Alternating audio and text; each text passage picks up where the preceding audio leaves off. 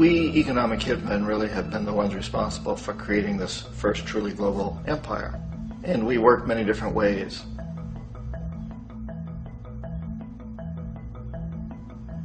But perhaps the most common is that we will identify a country that has resources our corporations covet, like oil, and then arrange a huge loan to that country from the World Bank or one of its sister organizations.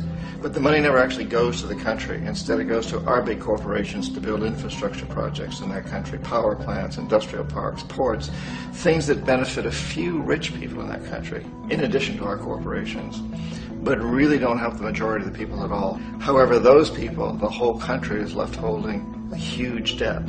It's such a big debt they can't repay it, and that's part of the plan, that they can't repay it.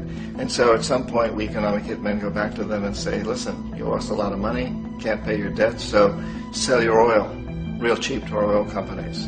Allow us to build a military base in your country, or send troops in support of ours to someplace in the world like Iraq, or vote with us on the next UN vote, to have their electric utility company privatized and their water and sewage system privatized and sold to U.S. corporations or other multinational corporations.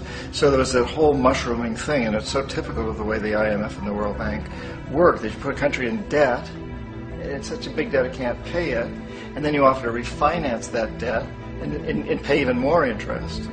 And you demand this quid pro quo, which you call a conditionality or good governance, which means basically that they've got to sell off their resources, including many of their social services, their utility companies, their school systems sometimes, their penal systems, their insurance systems, to foreign corporations.